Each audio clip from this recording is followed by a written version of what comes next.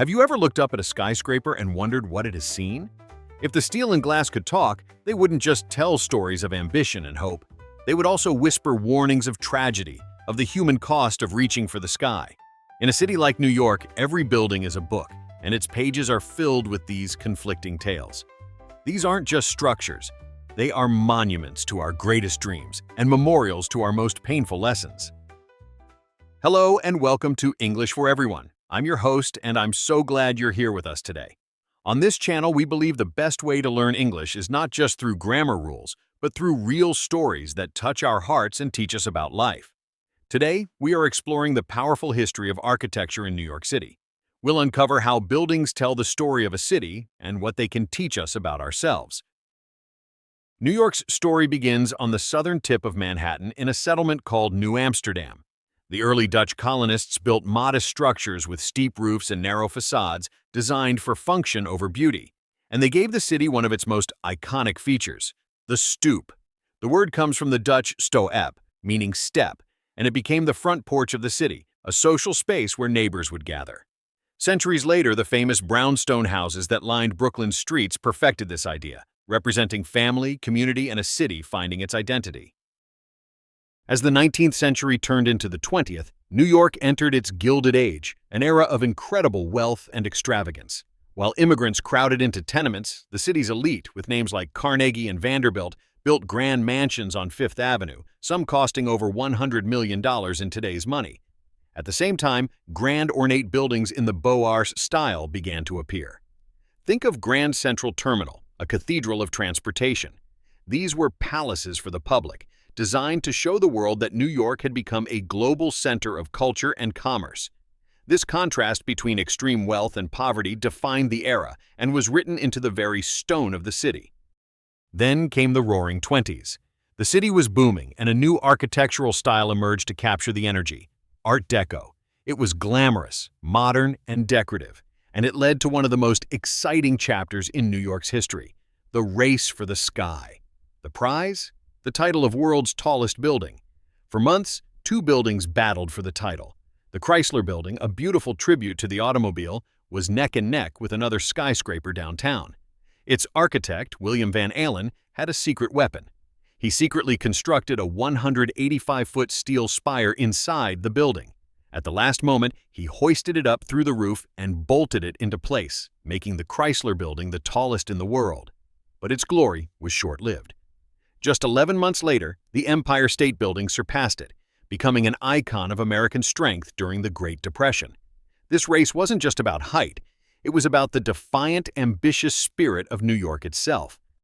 But the city's ambition didn't stop with homes. As the 19th century turned into the 20th, New York entered its Gilded Age. This was an era of incredible wealth, and the architecture reflected it. Grand, ornate buildings in the Beaux Arts style began to appear. Think of the New York Public Library with its majestic lion statues, or the original Pennsylvania Station. These weren't just buildings, they were palaces for the public, designed to show the world that New York had become a global center of culture and commerce. But this Gilded Age had a darker side. While the wealthy built their palaces, millions of immigrants were crowded into poorly lit, unsanitary tenement buildings on the Lower East Side. These buildings, often just a few feet apart, told a different story. A story of struggle, survival, and the harsh realities of the American dream. The city's architecture was a tale of two cities, of dazzling wealth living right next to desperate poverty. But the story of architecture is not always about reaching new heights. It is also about learning from our failures, often at a terrible human cost. Let's go back to March 25, 1911. The Triangle Shirtwaist Factory, located in the Ash Building in Greenwich Village. Inside, hundreds of young immigrant workers, mostly women and girls, were ending their work week. When a fire broke out, they were trapped. The owners had locked the doors to prevent workers from taking breaks. The fire escapes were old and broke under the weight of people trying to flee. 146 people died. The building itself was fireproof. It survived. But its design, driven by profit over safety, created a death trap. The tragedy shocked the nation. It led to massive changes in building safety codes and labor laws. It was a painful lesson written in fire and loss that the design of a building is a life-or-death responsibility. 90 years later, another architectural story would bring the world to a halt. The Twin Towers of the World Trade Center were more than just skyscrapers. They were an icon. Their innovative design represented global connection and economic power. For many, they were the very definition of the New York skyline. On September 11, 2001, we watched them fall. The collapse of the towers was not just the destruction of buildings, it was the shattering of a symbol. It was a wound in the heart of the city and the world. The absence of the towers in the skyline was a constant, painful reminder of the human lives lost.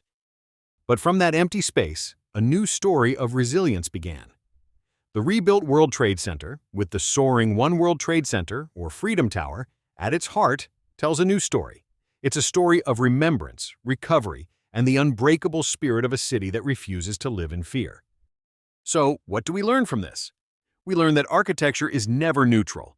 A building's design can protect people, or it can put them in danger. It can inspire hope, or it can become a memorial to loss.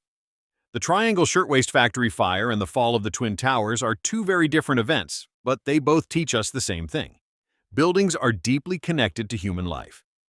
They hold our jobs, our homes, our communities, and the people who design and build them have a profound responsibility for the lives inside. Progress should always serve humanity, not the other way around. Think about this. Every safety feature in a modern building, sprinklers, clear exit signs, fire-resistant materials, is a lesson learned from a tragedy of the past. In the end, the skyline of New York is more than a collection of impressive structures. It is a living record of history. It tells a story of a city that has reached for the stars, fallen, and risen again, stronger than before. It proves that architecture isn't just about steel, concrete, and glass. It's about memory, emotion, and the enduring power of the human spirit. Thank you so much for joining us on English for Everyone today. If this story moved you and you want to keep improving your English with content that matters, please give this video a like, share, and subscribe to our channel, and ring the bell so you never miss a lesson. And now, for our reflection question. We would love to hear from you in the comments. Look around you at the place where you live. What story do you think your city's buildings would tell?